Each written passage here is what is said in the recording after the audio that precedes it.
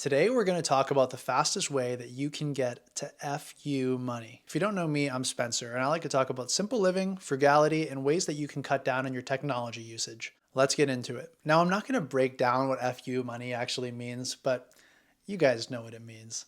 It's the fastest way to look your employer in the eye and say, Take this job and shove it. if you wanna, because a lot of us don't like our jobs. Maybe you do, but maybe you don't.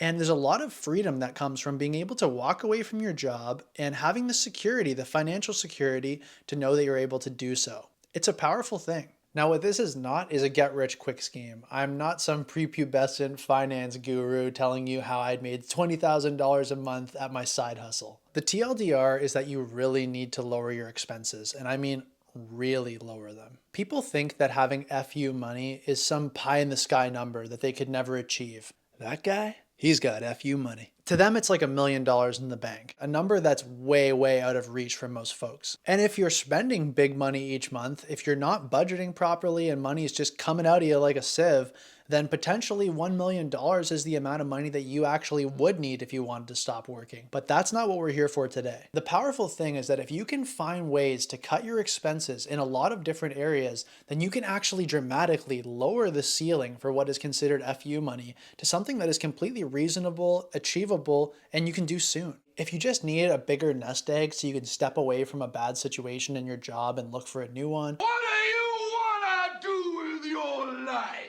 or so you could travel for a year if you wanted to, that number could be achieved in as little as a year if you cut the expenses enough. You need to be extreme, but I love extreme. The fact is that the average person working a salary job is just so coupled to that income. Their expenses are so high that by the end of the month, there's basically nothing left. So little that there's not even a consideration of saving. You see, we're so coupled to that earn and spend cycle that we really have no slack left in that system. A couple of missed paychecks from a job loss and we're broke.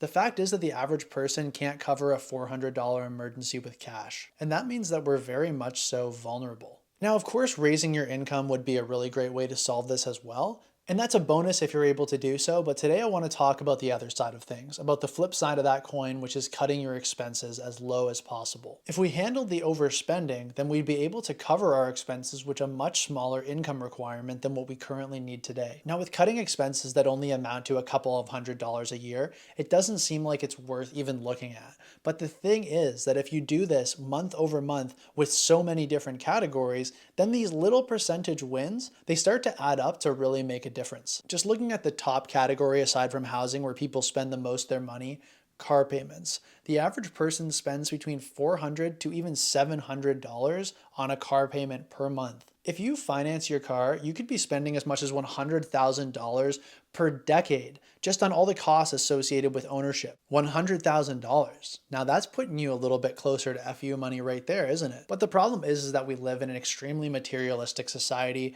where everyone is concerned with keeping up with the Joneses. We're taught from such a young age that we need to grow up to go to college or university where we take on a tremendous amount of debt, get out of school, finance a vehicle, maybe take on a mortgage, a death contract, and then work for 40-something years at a salary job that you probably won't like just to pay for all of those things. And this may be the normal way to go, but what I would suggest is for you to be very skeptical of anything that's considered normal in our society. If you follow the same path as the person who's worked the salary job for 40 years, living a life of quiet desperation, as Thoreau would say, and then has got out in their 60s in probably poor health, then you're going to find that you're going to have a very similar outcome to them. So the answer is to look for a new path. Another issue is that people become so specialized in their fields that they're no longer able to do many of the other tasks for themselves, compared to 50 or 100 years ago when fewer services were made into industries. We now use our incomes as solutions to pay for these things which we used to in the past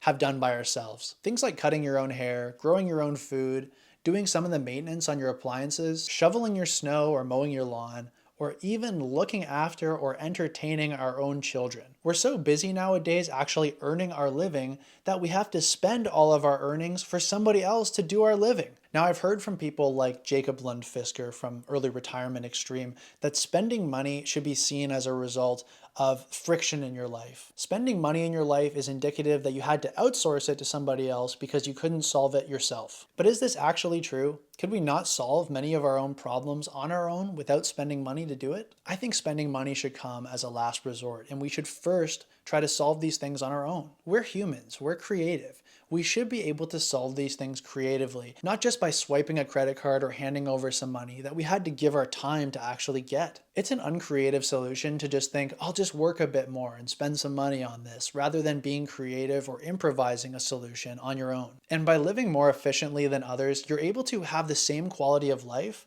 often at a fraction of the cost. And in many cases, all that requires is simplifying a bit and really questioning whether we need to adopt every new gadget that our technological world serves to us and expects that we're going to pay for. Okay, so now I'm just going to mention 5 categories which I've cut in my own life, and it's actually cut me 30% of the cost that I need annually in order to just meet my expenses. So number 1 is my phone plan.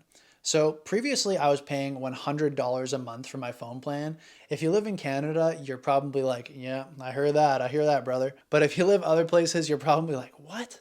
I just have Mint Mobile and I pay $15. Well, lucky you. At the time when I got the $100 phone plan, it gave me like 150 gigabytes of data, and I was using that as my Wi-Fi. I literally had no Wi-Fi cost, and that was my only expense, was I was tethering my phone to my laptop to use it. Now that I'm living with my girlfriend, we have Wi-Fi, and I decided I don't need a phone plan like that. I was able to find a really good deal with another provider by switching, and I was able to cut it down to $35 a month, saving myself $65 a month before tax. So that's around $800 over the course of the year, which is huge for me. So the second thing that I do is I cut my own hair now. And if you want to see a whole video on that, I just did one. I'll link it right here. I've been cutting my hair for a very long time, but previous to that, I was paying about $20 per haircut, and I was going about once a month. So that was adding up to around $240 per year. So by cutting that cost, I saved that $240 per year, and I get to keep that in my pocket. The third thing that I did rather recently was I cut my gym membership. Instead, I do calisthenics at home for resistance training, and I run for my cardio. I never really liked running on a treadmill anyway. I always felt like a hamster running on a wheel. So by cutting the gym membership, I'm saving myself $50 per month, or about $600 over the course of the year. The fourth thing that I cut was my health insurance, which, depending on what country you live in, I maybe would not recommend you do. I live in Canada, so if anything extremely catastrophic happens, it's covered by our tax-based government healthcare. The insurance that I was paying for was more to cover things like dental and vision care, things that aren't covered by our government healthcare. But I was kind of getting ripped on it because I was paying $1,200 a year, $100 per month. And with the actual coverage that I had from the plan, which wasn't very good, I was finding that I was only really able to redeem maybe $300 to $400 over the course of a year and actually getting money back for these costs. So ultimately I decided that for dental and vision care, I would just self-insure and I would keep the money in my bank account for the time being. So that saves me around $100 per month. The fifth and final category, which I've cut a lot out of recently, is my food cost. Now, I'd guess the average person spends around $250 on groceries and then another $250 on things like takeout in restaurants. What I've started recently doing is being a lot more intentional with going out for food. I go out once a week approximately. I usually go out for lunch, and I try to spend $15 to $20 when I do that. Again, going back to that friction in our lives, right? Trying to solve problems with money because we didn't do it creatively. I don't go out for lunch at this point because I didn't plan and I need to run out and get something because I didn't pack a lunch for work or something like that. When I go out for food, it's a nice experience that I've planned for. I want the experience and I'm treating myself to it. And it's not something that is just filling a gap because I didn't have the amount of food at home that I needed, so I needed to go out and buy something. So with my restaurant cost, that's about $60, $15 4 times a month. With my groceries, I've cut the cost quite a bit by switching to a lot of simple staples: oatmeal, rice, flour, bread, beans, produce. That's basically it. Just by doing that, you're not only getting the cheapest and the simplest foods, but oftentimes those are the healthiest foods as well. At this point, that's lowered my grocery bill down to approximately $100 per month for me, and that's a pretty good thing at this point, but I still want to go a bit farther in the future. So taking that $500 average consumer spending of $250 at the grocery store and $250 at takeout, I'm spending about $160 in both those categories combined. So I'm saving approximately $300 to $40 per month over the average consumer in that category, which actually adds up to just over $4,000 per year. So just by cutting those 5 areas, I've actually cut over 30% out of my budget right there. So now I need to work 30% less over the course of a year just to meet my base expenses. The last thing I want to talk about is a big picture strategy where you can really focus on your priorities and find out where money really lies in those priorities. I might make a video on this in the future, but I'll talk a little bit about it now. This is a journal entry that I did back in 2018.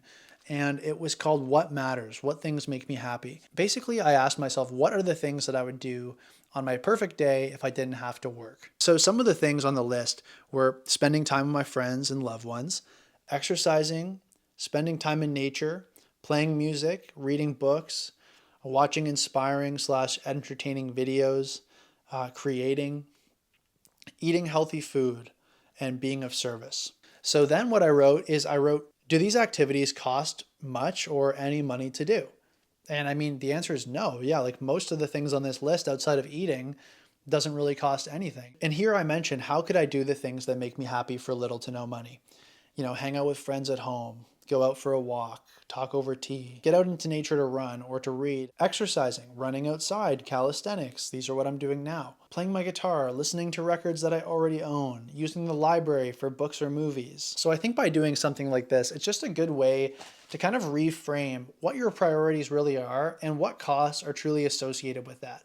I think oftentimes when you really get down to what matters, very few of those things actually have any or a very little cost associated with them. And the truth is that anything beyond that is really a luxury. Having a phone plan at all doesn't seem like a luxury, but a little while ago, it definitely was considered that. It may have become normal now, and it may seem like nothing, but in truth, it still is a luxury. So I think that being able to cut back on these luxuries to as low as we can get them is the biggest way to save money. And if you can do that, I promise you're going to save thousands and thousands of dollars every year. And folks, that is how you get FU money. Lowering your expenses to what is truly necessary for you to live your version of the good life. So I hope you found this video interesting. Let me know in the comment section if there's any tips that you think I missed, some expenses that could easily be cut to lower that cost a little bit more and get you a little bit closer to FU money. Thanks very much for watching, and I'll see you in the next video. Take this job and shove it. I ain't working here no more. My woman gone left and took all the reason I've been working for. You better not try to stand in my way as I'm walking out the door. Take this job and shove it. I ain't working here no